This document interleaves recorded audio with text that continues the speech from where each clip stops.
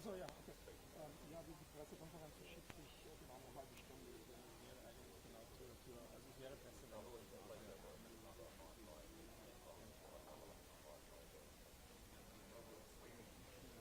aber dann kann ich mir das in Ruhe einsehen. Das wäre besser. Okay, dann verdiene ich die Stunde. Ja, klar. Okay. Okay, bis dann.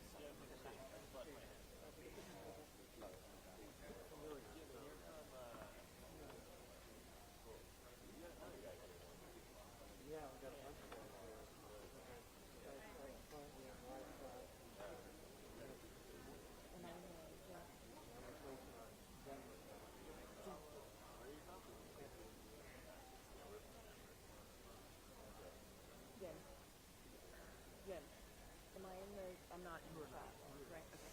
You're not ready for prime time.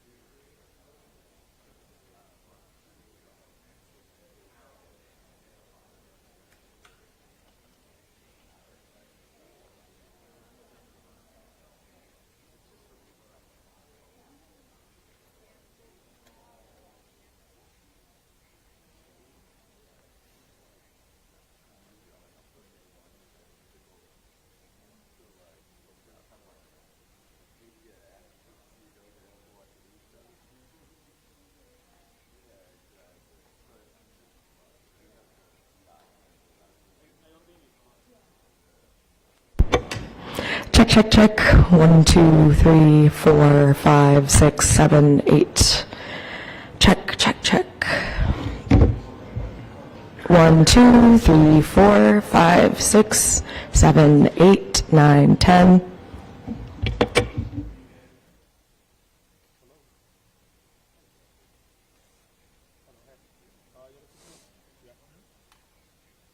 Gotcha, I'll let them know. They said my check that she just did was super overmodulated on that audio. The podium, yeah. Yeah, they should be cutting for it.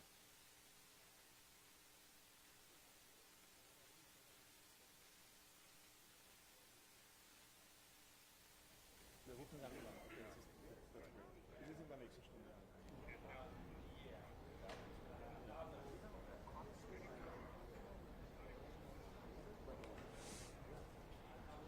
Ich habe gerade telefoniert, hat sich auf nächste Stunde verschoben. Also wir warten mal diese Pressekonferenz ab. So wie hat es sich gesagt. Alright, okay, cool. Bis dann. Jim, control room's asking, are we going to have two channels, one from podium, one for questions from here? You're getting that from the, yeah, answer is yes. Podium channel 1, reporter channel 2. No, but reporter or, they're not passing a mic around. No, so I'm channel 2. Yeah, So, Podium is channel 1, I am channel 2 on this mic. Test, test, test, That's all we got. test.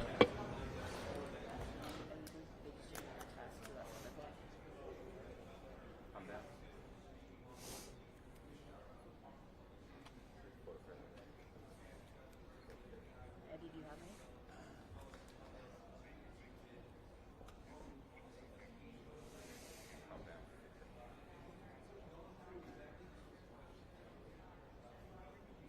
Eddie, can anybody hear me in the control room?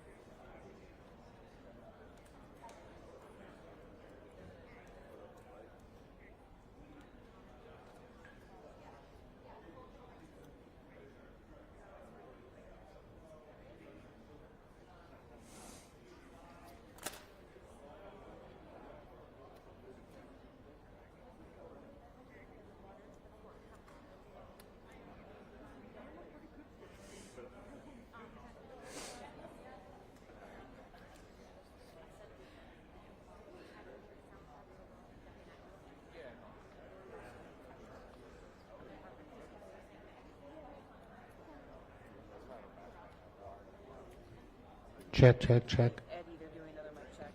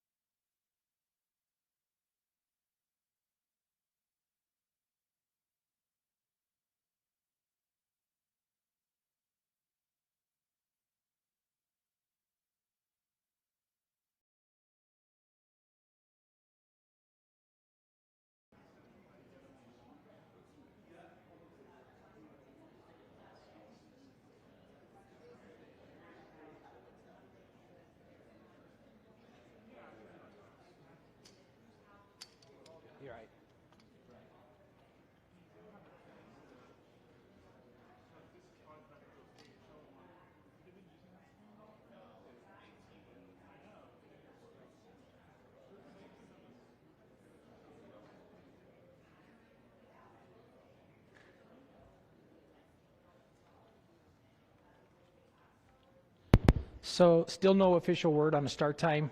We will try to give at least a 5-minute warning on that, but we'll do our best on that. So.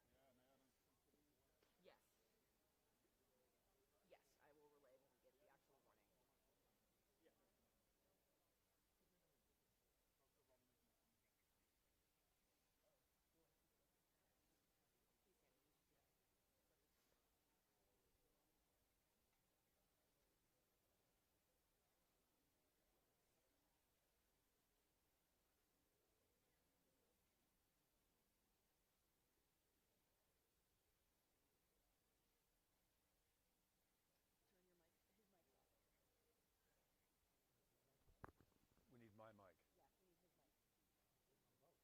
Huh? Well, I mean, I haven't touched it either, so. Is that Nick's mic or is that someone else's mic? 1, 2, 3, 1, 2, 3, 1, 2, 3. 1, 2, 3, 1, 2, 3, 1, 2, 3. Eddie, do you hear Nick? He said it's extremely low.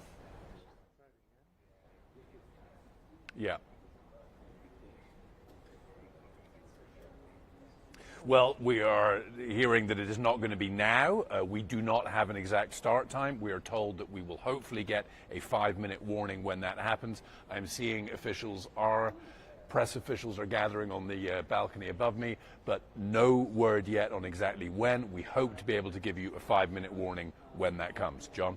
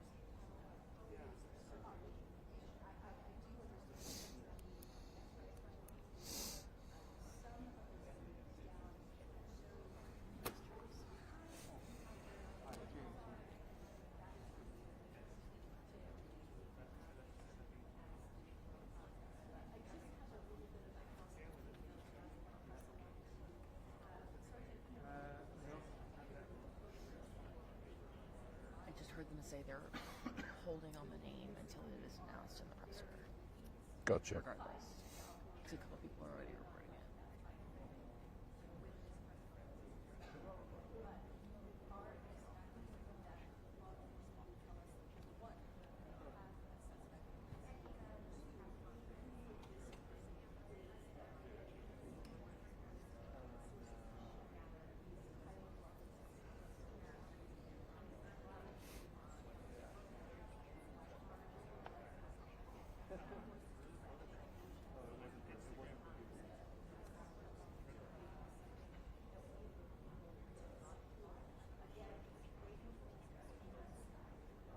We're led to believe that Kash Patel, the FBI director, will be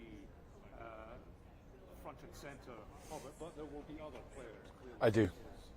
An arrest executed by Utah state authorities. They have been represented throughout these occasions. I think we'll see a lineup of all the agencies.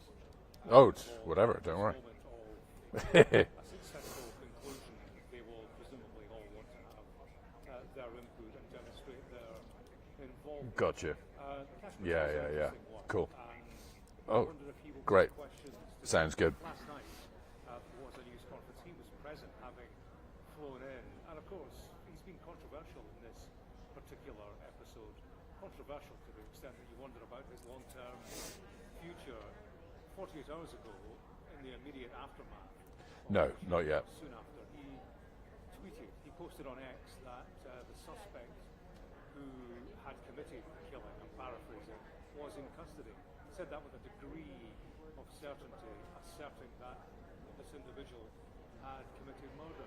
And of course, that does many things. I mean, the public react, drop their guard, perhaps, in an area where there is a killer on the loose. It also does have an influence and impact on the investigation at a time when the public are being asked to be wary, but also contribute information. So that was one tweet. The public, there would be a reaction to that, people switching off, perhaps. But of course, what he did very soon after that was to say that suspect has been interrogated and has now been released. So, that was messy. That was a mixed message coming from the very top, nothing less than the director of the FBI, So, the question for him is, what are you playing at?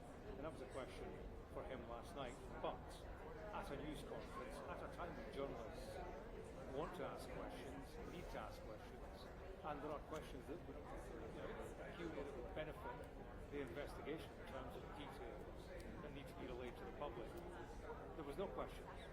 When Kash Patel turned up, it was statements only, and nobody can ask anything. So nobody could ask him. Actually, I tried on his way out. Asked him about his business of tweeting. Did you misrepresent the investigation at a critical stage? Did you endanger public safety? These are questions that won't go away easily for Kash Patel. There's a statement, interestingly, or a White House official was asked about President Trump's view of Kash Patel and his handling of this Charlie Kirk affair. I'll read you the quote. This is from a White House official. Director Patel is working night and day on this case. Anyone who doubts his resolve and dedication, especially when Charlie was such a close friend to him, simply is using this extremely sad moment in disgusting act of political gamesmanship. The focus is justice, and this killer will face the full wrath of the justice system. So, I support a bolstering of Kash Patel of sorts, but I do wonder if we'll hear from the president, the man who appointed him, if we'll hear full-throated support, or indeed if his position at the top of the FBI is something of an issue. Clearly, that's not the issue of the day right now. The issue of the day is this arrest. Who is Tyler Robinson? Why did he do this? What was the motivation behind this public execution of a high-profile political figure in this country? I do get the impression, Matt, that Donald Trump has bounced everybody into this announcement, the breaking of the news. We got a late shout to get to this place. We were told it was going to be a news conference at the top of the hour, and that was 45 minutes ago, and keep being told it's been delayed. We'll give you a 5-minute warning, but that 5-minute warning seems rather more than 5 minutes away to me. So the press being corralled into Utah Valley University, where the shooting took place. No indication as to when this is going to start. They will want to be dotting their I's and crossing their T's. Kash Patel will be hosting this news conference. Certainly won't want to flirt with inaccuracy on this one. So, there are reasons, I suppose, why there is delay, why they want to cross-check what the president has told us live on national television. They have a name. There will be ongoing searches of Tyler Robinson's property. He will be questioned. His family will be questioned. They will be cross-referencing with the evidence they have, the DNA presumably on the weapon, the pathway, the forearm print, the footwear impression they say they've collected from the roof and from the escape route that the shooter took. So all of that work is ongoing right now. I suppose in terms of the detail and the press conference, that's up in the air at the moment, Matt, but my guess, it's only a guess, is it shouldn't be too long away. Everything, all the furniture, journalists, international media are in place, just waiting for Kash Patel, the man.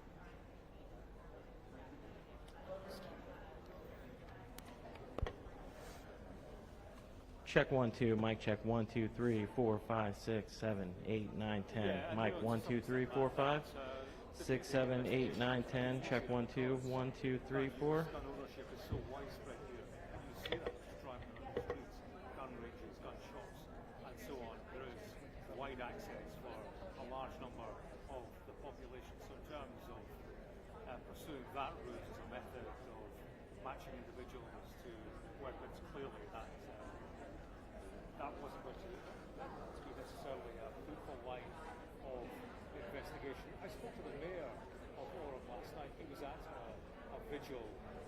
Clearly people had other things on their mind, principally grief and a sense of bereavement for in response to what had happened. But I did ask him, I said, well, this yet again raises the business and the issue of guns, what people do with guns when they possess them.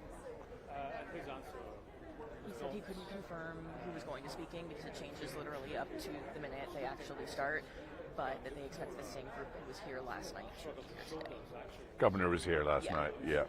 Yep. And there will be horrific consequences now and again, but something that we have to accept. That was Charlie Kirk's line throughout, and he's on record as having said that there will be fatalities. I'm paraphrasing. There will be fatalities, one or two, but that's a price that we have to pay for gun ownership, which is the right thing for the United States of America. That was his view. I get the sense that is a widely held view. One thing that strikes me, Matt, and we've had this shooting, we have had other shootings in the past few weeks. When they take place, there is an absence of debate, I find, across the media about access to guns. It's almost not part of the discussion any longer. It is for us. We have a fascination with this business of regular incidences of gun violence, and yet America turns its head when the notion is suggesting that there should be a restriction of access. It's almost not part of the discussion, I find, in response to events like this. It's almost as if the United States has moved on from that ever being a notion that it will embrace.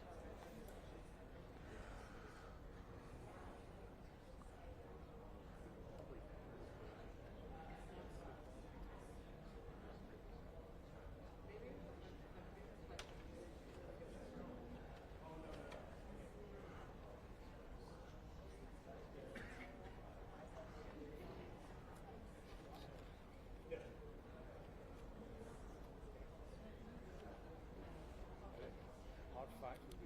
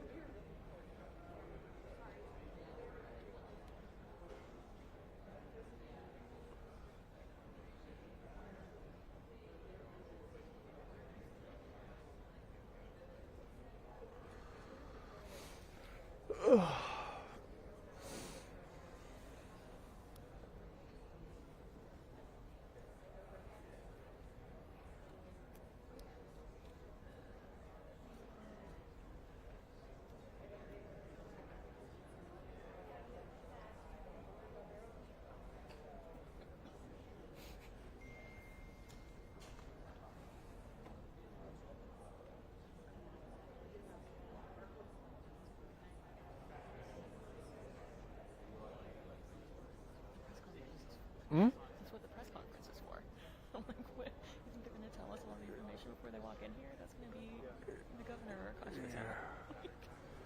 Dude.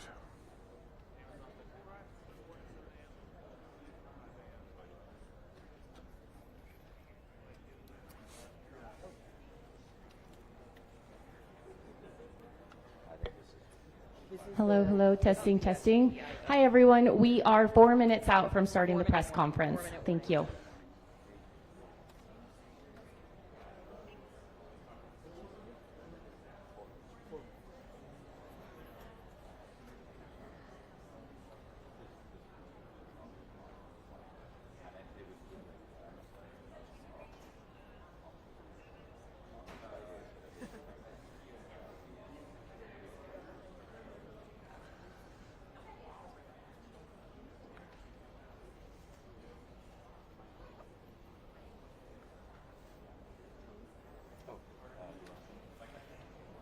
But this is the camera that I presume I should get out of the way, but I was told to just get in the way.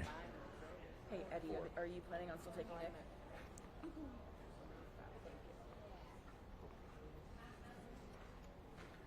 Eddie, can you hear me?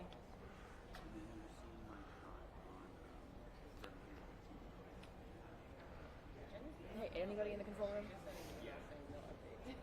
They just asked me to get in the shot, so I'm here. But I don't know which camera they're taking for the actual, because they were having issues with the fill.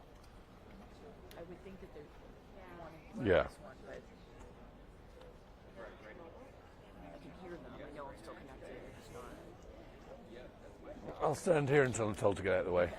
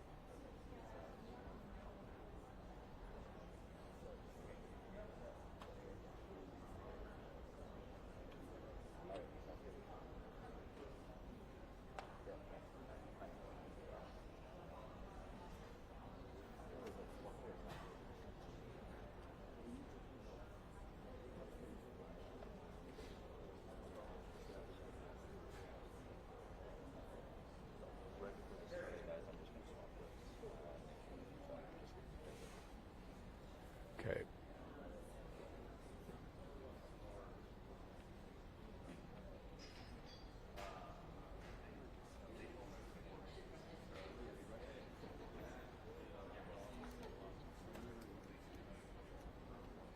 Yeah. Gotcha.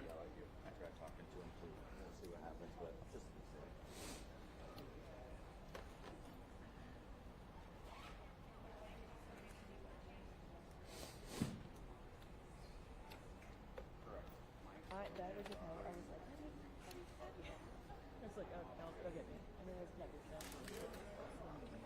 No, that is okay. Okay. She's telling him now. They want me to sit? I was just told they were going to come to me. They will tell you when. So I should sit? No. Keeping it, yep.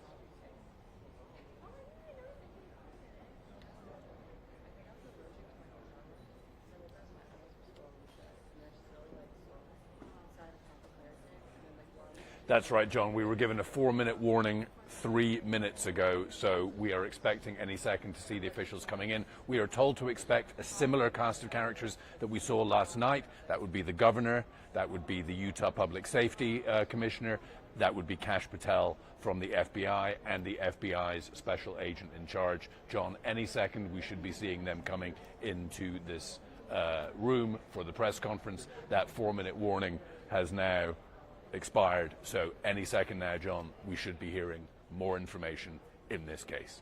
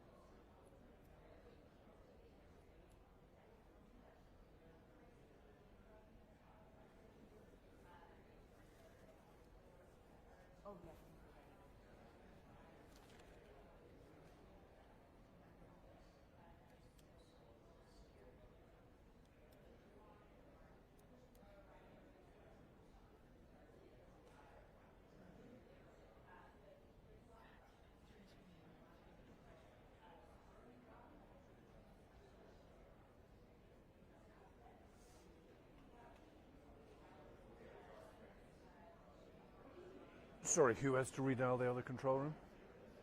They were going to transfer me, but they transferred me to a non-working number.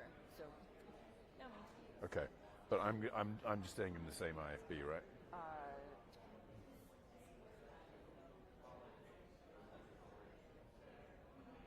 Hey Joshua, this is Andy with Nick. You should be on 6280. So I should change. Yeah, change IFBs. You sure?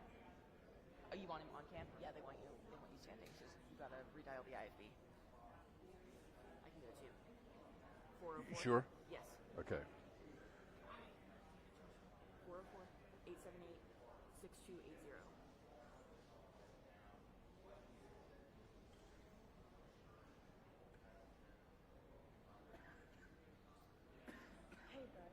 Okay. There's the press. PIO's coming in.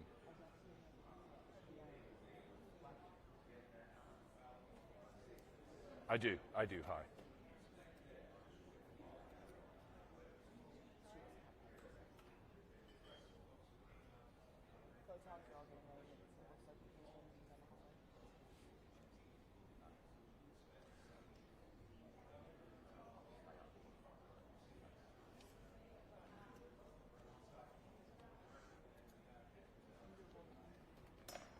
Here they come.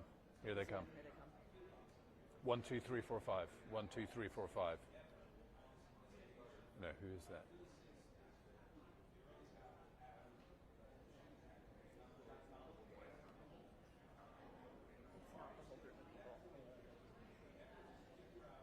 It's not.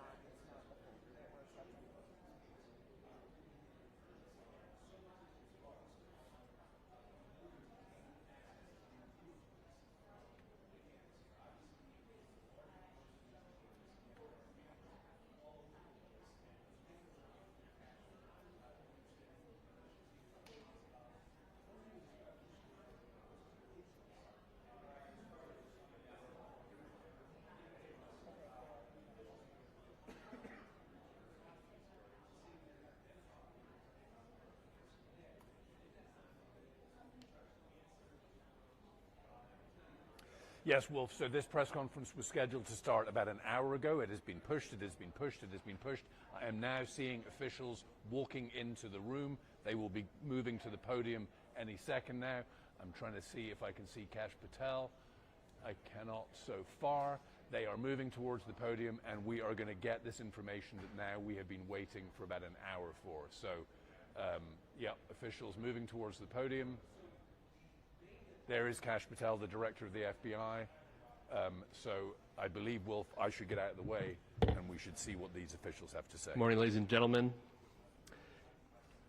At today's press conference, we will hear from Governor Cox, FBI Director Kash Patel, and Sheriff Mike Smith. We also have with us Utah DPS Commissioner Bo Mason, Lieutenant Governor Deidre Henderson, FBI Special Agent in Charge Robert Bowles, and local and federal law enforcement partners. Following the remarks today, Governor Cox, Director Patel, and Commissioner Mason will take questions. Thank you.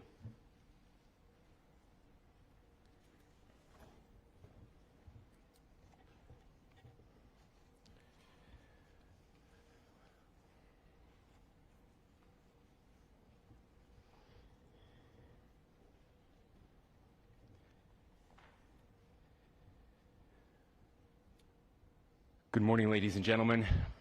We got him. On the evening of September 11th, a family member of Tyler Robinson reached out to a family friend who contacted the Washington County Sheriff's Office with information that Robinson had confessed to them or implied that he had committed the incident. This information was relayed to the Utah County Sheriff's Office and scene investigators at Utah Valley University. This information was also conveyed to the FBI.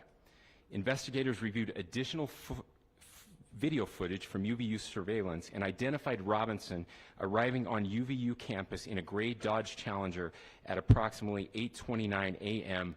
on September 10th, in which he is observed on video in a plain maroon t-shirt, light-colored shorts, a black hat with a white logo, and light-colored shoes. When encountered in person by investigators in Washington County on September 12th, in the early morning hours, Robinson was observed in consistent clothing with those surveillance images. Investigators interviewed a family member of Robinson who stated that Robinson had become more political in recent years.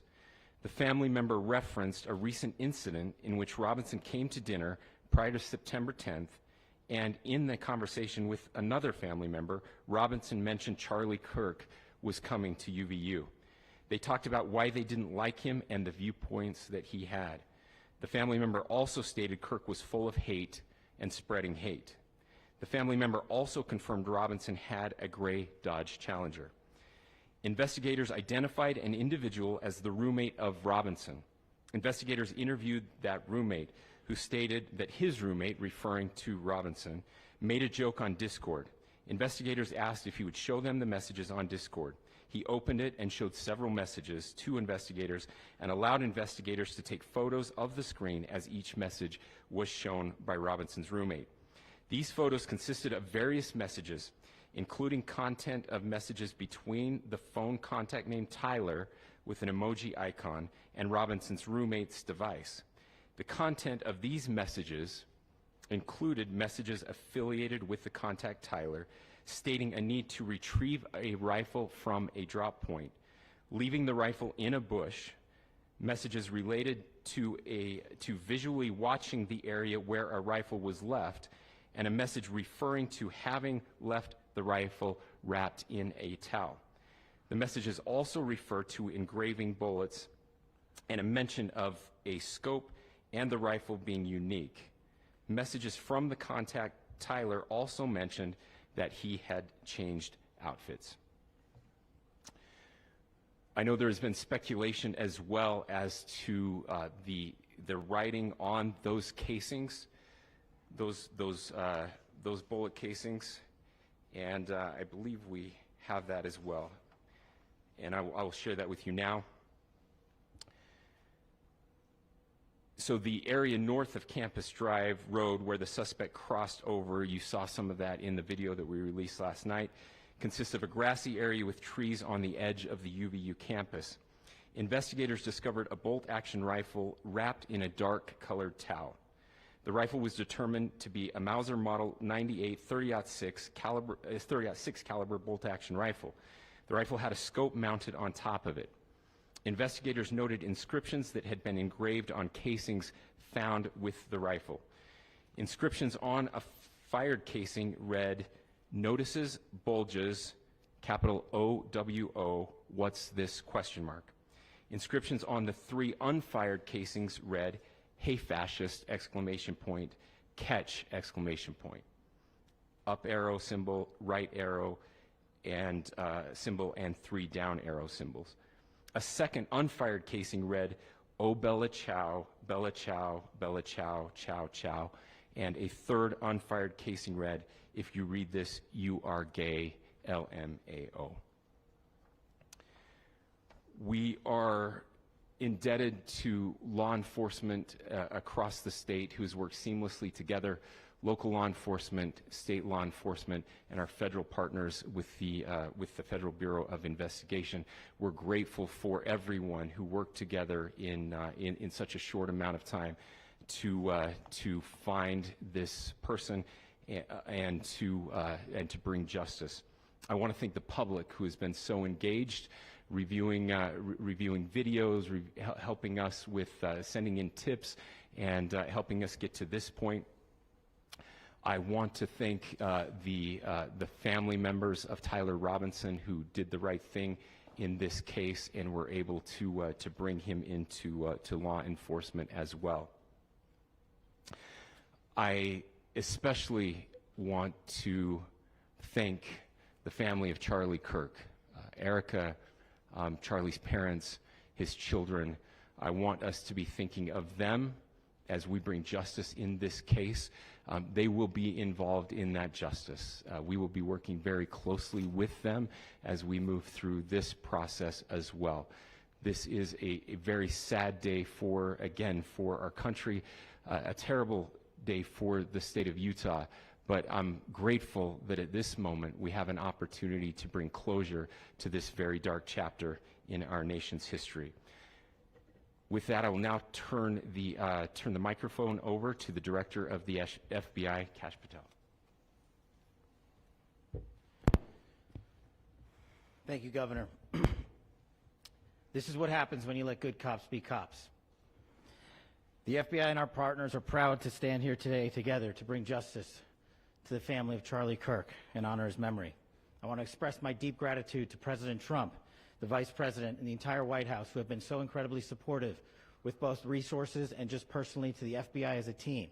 They had our backs the entire way, and I just want to express my gratitude for giving us the resources we need to operate in this space to bring this sort of justice at this sort of speed. In 33 hours, we have made historic progress for Charlie. Governor Cox, our partnership has been absolutely incredible these last few days. Our partnership will endure.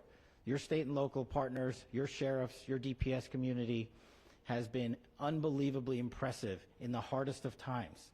And a case like this cannot be solved, cannot be brought without partnering with your state and local authorities. The FBI has a certain role to play, and we will play that role, and we will lead out for the federal government. But Governor Cox, we are so grateful for your state partnership that led out on this investigation.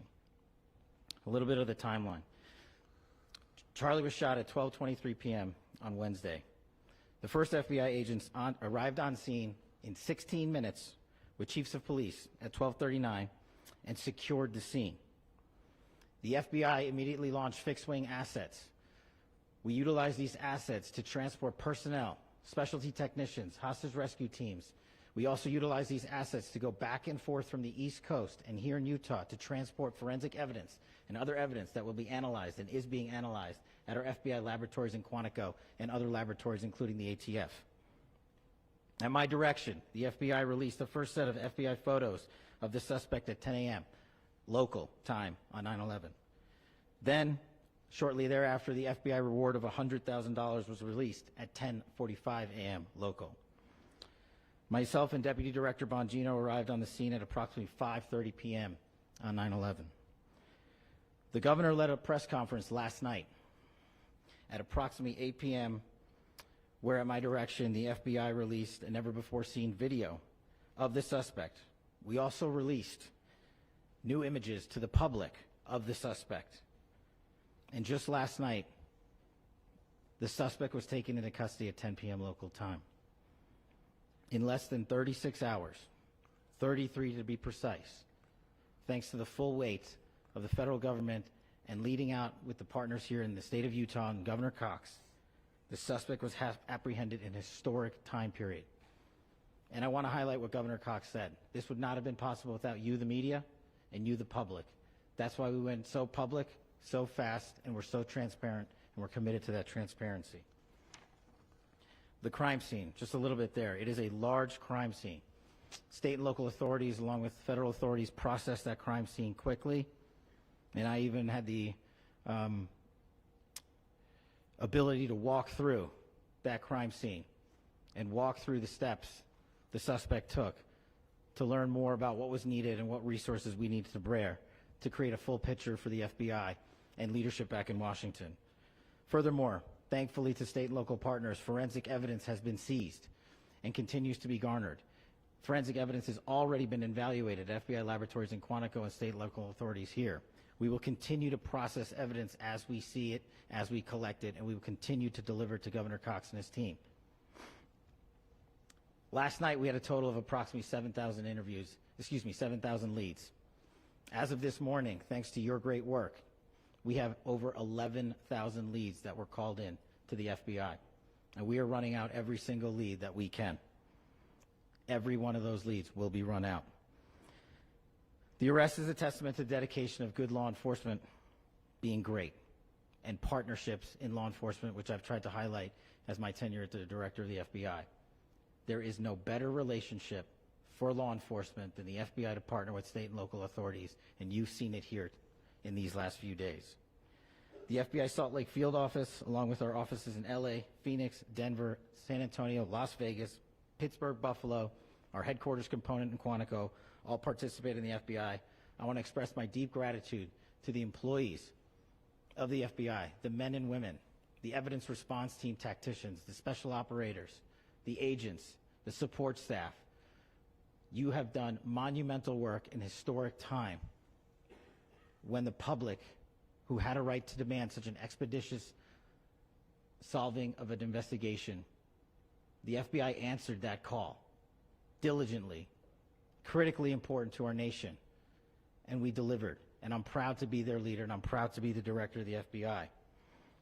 This is very much an ongoing investigation, as the governor said, and we will continue to work with state and local authorities to develop the investigation, to provide them the evidence they need for their ongoing prosecutions, and we will be here to answer every call they absolutely have, as long as it takes, for as long as we need to find and apprehend whatever suspects were involved in this crime. Lastly, to my friend Charlie Kirk, rest now, brother. We have the watch, and I'll see you in Valhalla.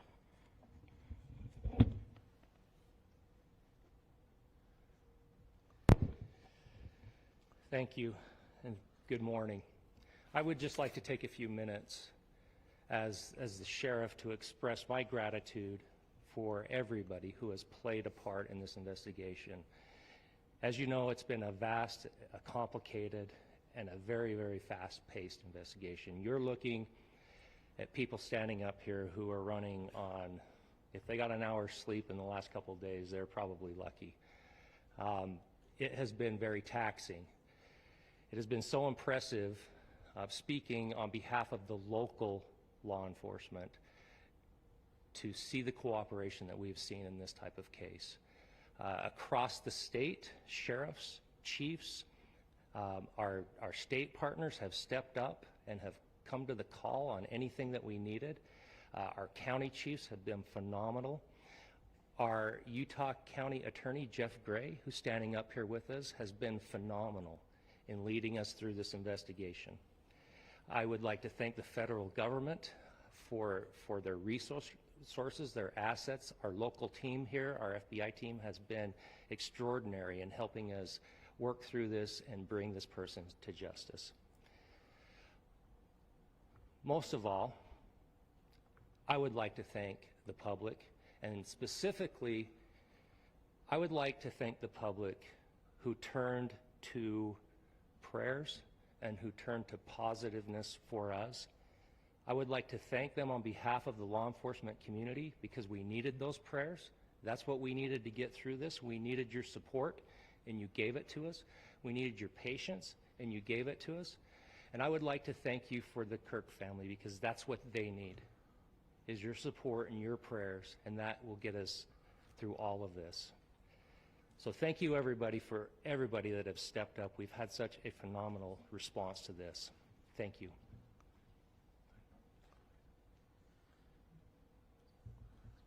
I also want to give a special thanks to the Attorney General and the Department of Justice. Their unwavering support and their commitment to justice is shown true here. And without AG Bondi and Deputy Attorney General Todd Blanche and the resources they brought to bear, we would not have been able to complete our mission.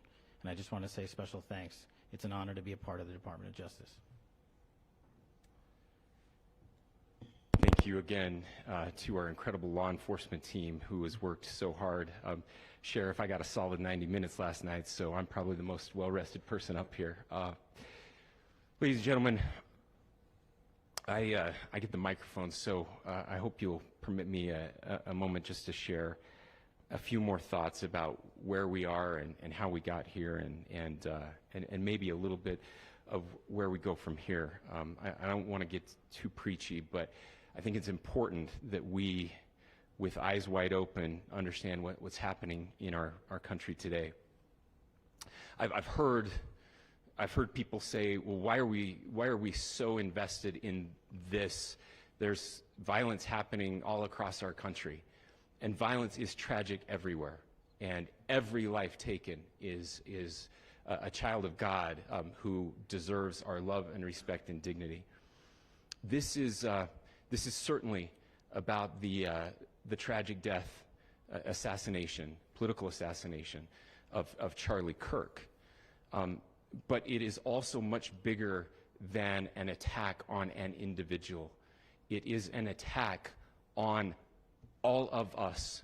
It is an attack on the American experiment. It is an attack on our ideals. This cuts to the very foundation of who we are, of who we have been, and who we could be in better times. Political violence is different than any other type of violence for lots of different reasons. One, because in the very act that Charlie championed of expression, that freedom of expression that is enshrined in our founding documents, in having his life taken in that very act, makes it more difficult for people to feel like they can share their ideas, that they can speak freely. We will never be able to solve all the other problems, including the violence problems that people are worried about, if we can't have a clash of ideas safely and securely. Even, especially those ideas with which you disagree. That's why this matters so much. Over the last 48 hours, I have been as angry as I have ever been, as sad as I have ever been. And It was, as anger pushed me to the brink, it was actually Charlie's words that pulled me back.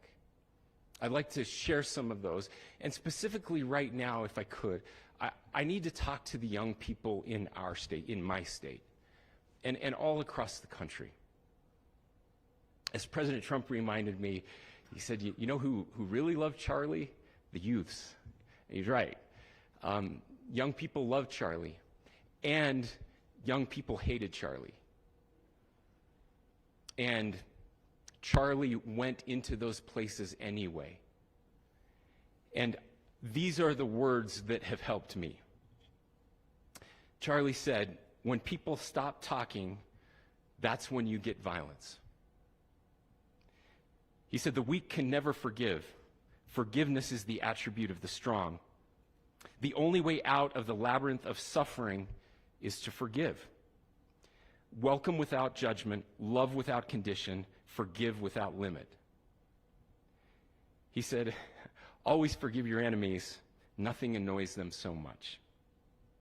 A few months ago, I referenced this last night, Charlie posted to social media, when things are moving very fast and people are losing their minds, it's important to stay grounded. Turn off your phone, read scripture, spend time with friends, and remember, internet fury is not real life. It's going to be okay. He again said, when you stop having a human connection with someone you disagree with, it becomes a lot easier to commit violence. He said, what we as a culture have to get back to is being able to have a reasonable agreement, where violence is not an option. Now, again, to my young friends out there, you are inheriting a country where politics feels like rage. It feels like rage is the only option. But through those words, we have a reminder that we can choose a different path. Your generation has an opportunity to build a culture that is very different than what we are suffering through right now. Not by pretending differences don't matter, but by embracing our differences and having those hard conversations. I think we need more moral clarity right now. I hear all the time that words are violence.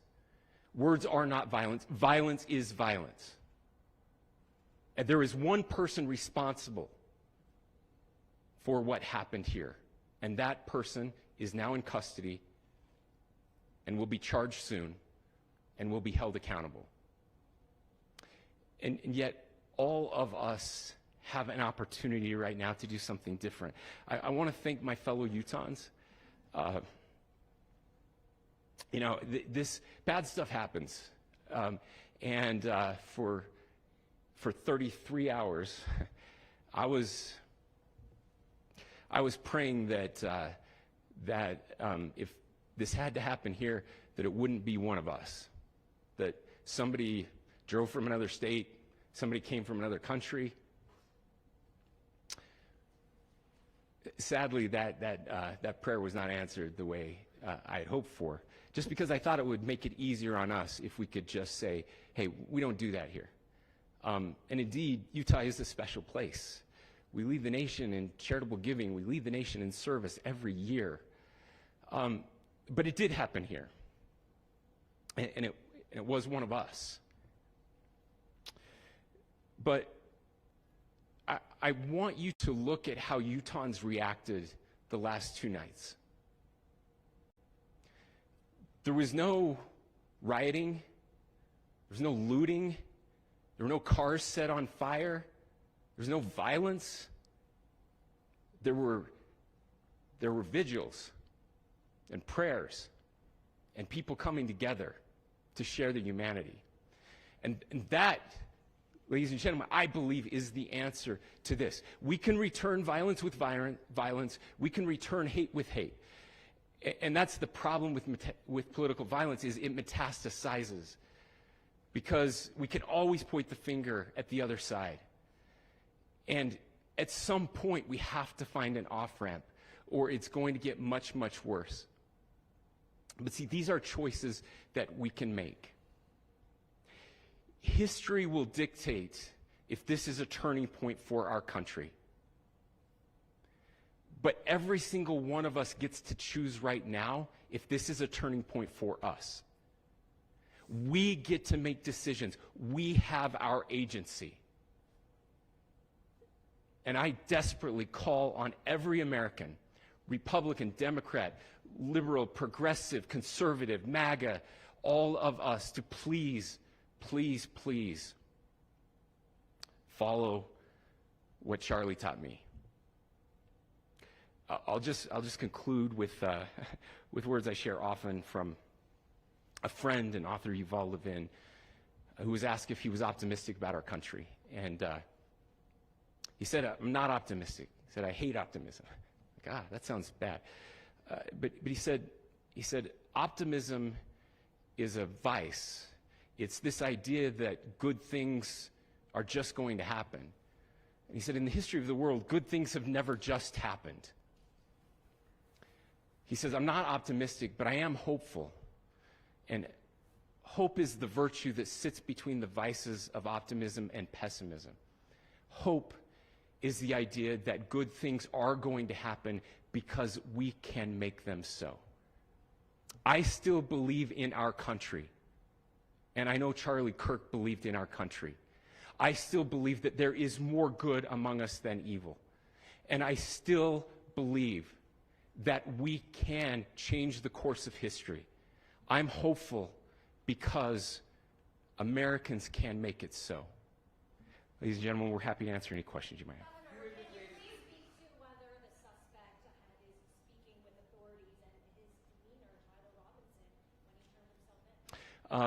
I cannot speak to that. Governor, how do you interpret the engravings on the case of Well, I will leave that up to you to interpret what those engravings mean. I think the clearest one that says "catch fascist," there's not, and by the way, that's like catch like a ball, catch this. That's I think that speaks for itself.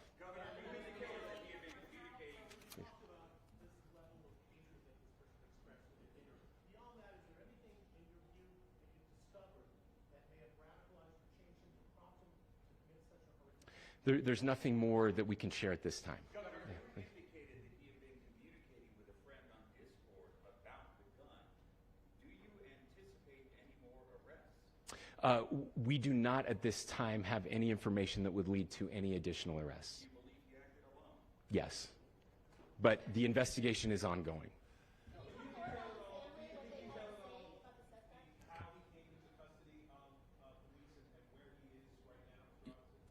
Yes, so right now, Mr. Robinson has been booked into the Utah County Jail. You heard the president this morning report that he was taken into custody, that his family and a friend helped to deliver him into custody of law enforcement in Washington County. For those of you that don't know where Washington County is, it is the southwesternmost part of the state of Utah. It's about a 3.5 to 4 hour drive from here, where we are right now, and that's where he lived and where they turned him in. Please, I'll go here. I can't share any more than what I've already shared. Yeah.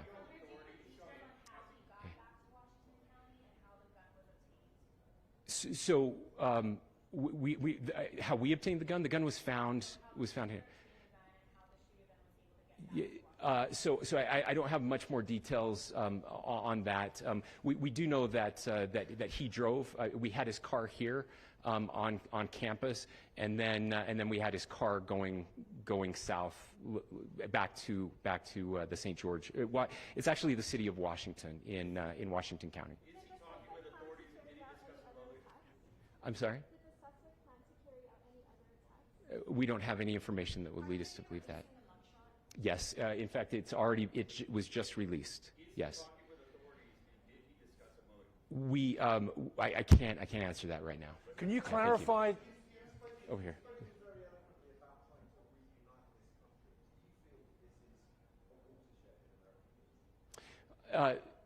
I absolutely believe that this is a watershed in American history. Yes. The question is, what kind of watershed? And that chapter remains to be written. Is this the end of a dark chapter in our history or the beginning of a darker chapter in our history? Look, I mean, if you look at true political assassinations in this country of someone of this stature, this feels a lot like the late 60s, and having one so gruesomely displayed on camera in all of our hands and in all of our pockets. We are not wired as human beings biologically, historically. We have not evolved in a way that we are capable of processing those types of violent imagery. And by the way, we've seen another one with a gruesome stabbing very recently that went viral. This is not good for us. It is not good to consume. Social media is a cancer on our society right now. And I would encourage, again, I would encourage people to log off, turn off, touch grass, hug a family member, go out and do good in your community. That is happening, and it's happening organically right now. I had a friend in a small city in Utah who said, we're getting together, the Republicans and Democrats in my little town are getting together to have a discussion tonight, last night, just to find a way to find their better angels. So yes, this could be, I mean, you know, again, you have to go back to JFK to have seen a video live of something like this happening. I wasn't born until 1975, but I know that things were really dark in the late 60s. Sorry to some of you. I know some of you were there. This is our moment. Do we escalate, or do we find an off-ramp? And again, it's a choice. It's a choice, and every one of us gets to make that choice. Two more questions right here.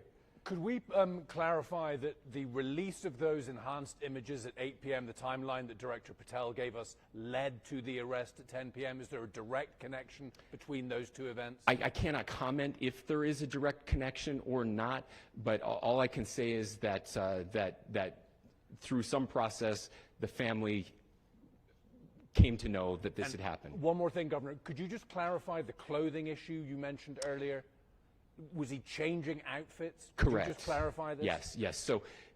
So when he's first spotted on campus, he has different clothing on, and then he changes clothing on the roof, and then changed back into that clothing at some point, so that when he was apprehended, when he was arrested, the clothing matched the clothing he had on before the shooting here at UVU. Last question here. Yes.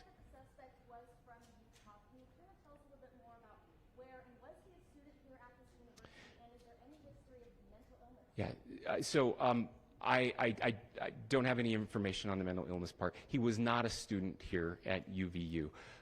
He was living and had lived for a long time with his family in Washington County, in the southernmost part of our state.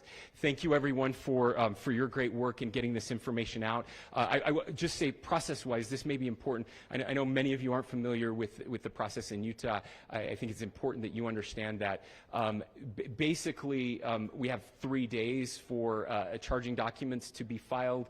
A CI will be filed. We'll have more information then, more detailed information as those charging documents are filed in preparation for a preliminary hearing. So 3 days. So we would anticipate then that early next week those charging documents will be filed. We will obviously be working. The county attorney will be working very closely with Mr. Kirk's family as those documents and decisions are prepared and made. Thanks, everyone.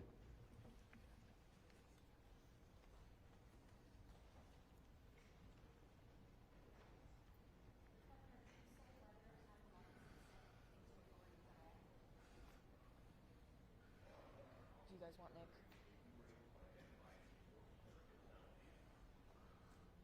After John Miller, copy that. After what? After John Miller. So should I get in front of camera? Yeah, they are going. It's if you're still on the IFB, it's the same one.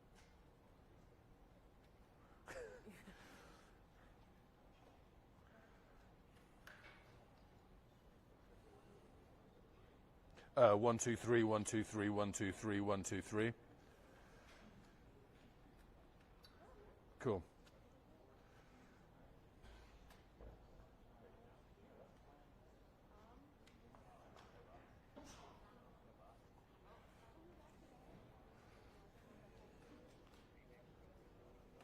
great. Awesome.